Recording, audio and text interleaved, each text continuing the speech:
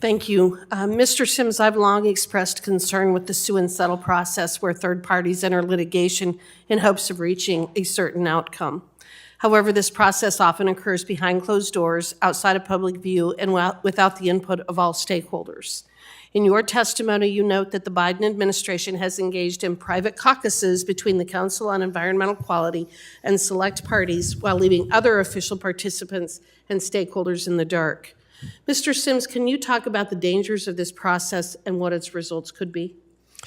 Yes, thank you for the question, Representative. As Chairman Bentz outlined in the beginning of this discussion, we did have a public process that culminated in 2020 with a record of decision. We do know the blueprint and the template for good public process. It was more than 2 years in the making. It was tens of millions of dollars, but it was a process in which it was run from the Northwest for the Northwest. And citizens had opportunities to turn out in community meetings. They had a chance to go to meetings after work because there are a lot of working citizens out there where every day and every dollar counts. And we had a terrific process that came about with a resolution that was a non-breach solution with some additional tactics and strategies that needed to be taking place. As Chairman Bentz outlined, folks didn't like that answer. And so now we find ourselves in litigation with the closed room door exercise where 6 parties, the U.S. government, and some advice from the plaintiffs have apparently been involved in creating this U.S. government agreement that is now in the public domain, and it's highly concerning. I'd add as well that the projections around costs not are just from power, but from additional costs that would be ladled upon BPA and its ratepayers from, again, the program like the Mid-Columbia Restoration Program, which identifies some government entity is going to pay for it. And in our region, typically, the default, unfortunately, is Bonneville and its customers. Well, and that segues into my next question, which is what kind of opportunity cost economic analysis was done in relation to this proposal to breach the lower Snake River dams? Was there any? To my knowledge, I do not know of any cost analysis that was conducted by the U.S. government for release in this document.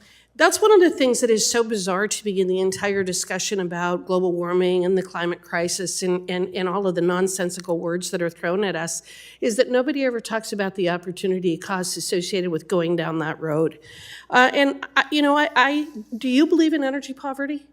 Do you think energy poverty is a good thing? I absolutely believe in energy poverty, and I know it absolutely exists in the communities that my utilities serve, both urban and rural, absolutely. Would this proposal exacerbate energy poverty? It would massively exacerbate it. Mr. Slater, do you believe in energy poverty? Do you think that's a good thing? There must be energy poverty where people are paying higher prices, yes. Do you think that's a good thing? Wouldn't be a good thing. No. You don't think that's a good thing? Well, I don't either. Mrs. Falkenberg, do you believe energy poverty is a good thing? No, and the impacts for those that are most marginalized, that make the least amount of income, it ends up being a regressive burden. Yes, it does. And for our last witness, do you think that energy poverty is a good thing? Not a good thing, no ma'am. You know, almost every policy that this administration pursues results in energy poverty. In fact, they have adopted and are pursuing policies that are intended to increase the cost of energy because it's the only way that they can make wind and solar appear to be cost effective. I'm going to read something here because I think it's very important for us to keep going back to the moment that we're living in. This is a quote from an article that I read a couple years ago. The notion that government should impoverish actual human beings as a means of promoting, quote, the welfare of humanity is a pagan superstition on par with sacrificing individuals to the sun god. I think that kind of describes where we are at this moment in time. I'll read it again. The notion that government should impoverish actual human beings as a means of promoting, quote, the welfare of humanity is a pagan superstition on par with sacrificing individuals to the sun god. And I have one final question. Mr. Sims, do you think prosperous countries do a better job of protecting the environment than poor countries? That's a great question. I think that we have energy problems throughout the world, frankly. And I think that for us in this country, I think we have great opportunity if we don't squander it, like removing the lower Snake River dams. Let's compare the Congo and the United States. Who do you think does a better job of protecting their environment?